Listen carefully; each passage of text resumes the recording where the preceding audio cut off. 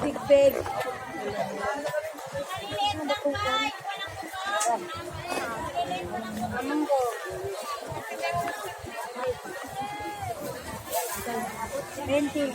So, bali pagpatuloy po natin ang paglalakad mga kaubayan, medyo naudlot po yung pagkasa natin ng camera.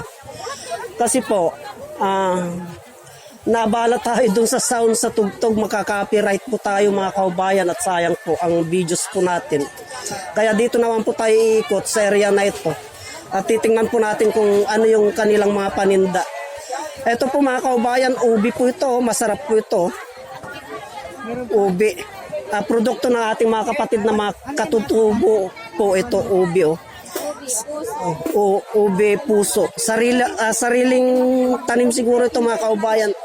At itong area na ito mga kaubayan ay area naman po ng mga isdaan. Ito po, i-transit po natin. Ayan, hanggang dulo po isda po yan mga kaubayan. Tuwing Martes lamang po siguro ito open market. Kasi magmula dun sa pinanggalingan natin doon sa area ng mga katutubo, yung mga gulayan, dito naman sa gitna ay puro mga condiments, yung sibuyas, kamatis, bawang, luya, at dito naman po ay mga isda. Kaya tignan po natin kung anong mga klaseng isda po itong mga kaubayan hanggang dulo. Ito sari-sari, sapsap po. O sapsap, dilis. Ito, mga masarap na klaseng isda po ito. Oo. Ito daw, masarap na ubas, sabi ng ating mga kaubayan. Yan po. At ito naman po, mga native na pipino ito. Yun, yung gabi naman po yun, pinakyaw na yata mga kaubayan. Masarap po kasing gataan yan, gabi. Lapitan po natin mga kaubayan. At dito naman po, mga native na tilapia ito mga kaubayan. Yan, native po, masarap po yan mga kaubayan. Kaya lang, hindi pa tayo uwi. Mamaya pa tayo uwi. Masarap ito, native to, kaya lang mamayang hapon pa tayo uwi ito. Pinakyaw na po mga kaubayan.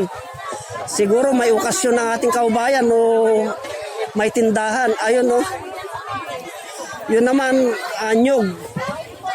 Ang sarap ng gabi mga kaubayan. Kung ito po kahit anong luto yan, pwedeng gataan, pwede kahit anong luto yan. Silipin natin sa bandaron mga kaubayan kung ano-anong mga paninda dito. Isdang dagat din po mga kaubayan at saka isdang tabang. Nagmix po ang kanilang mga paninda dito. Ayun, may palaka yata doon. Lapitan nga natin mga kaubayan. Palaka nga to mga kaubayan.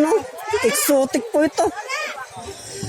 Itong palaka na ito, yung videos ko itong palaka na ito nung sumama po ako ng manghuli ng palaka dito sa parte ng Castillos din po mga kaubayan. Ganyan din po. Mga exotic food po ito. Masarap po yan mga kaubayan. Masarap ito, tinola, perito, adobo. Yan po, palaka. Buti ngayon mga kaubayan, kahit hindi na panahon ng palaka, may nakukuha pa rin po sila. Ano yan, bingwit? Ito, sapsap po, ang gaganda Sariwang-sariwa mga kaubayan. Itong sapsap na ito, kamatisan lamang po yan. Kamatis at saka sibuyas, katalo na po yan. 2 pinggang kanin na pong katumbas niyan mga kaubayan. Sariwang-sariwa. Yung mahilig sa kilawin, ang sarap ng kilaw sa kilawin yan. Mga kaubayan, pampalakas po yan. Kaya pag nakakita kayo ng mga ganito sapsap, bumili po kayo. Kahit anong luto po dyan mga kaubayan. So, ipagpatuloy po natin ang paglalakad hanggang doon mga kaubayan para makita po natin kung ano-anong mga produkto ng ating mga kapatid dito sa Castillos mga kaubayan.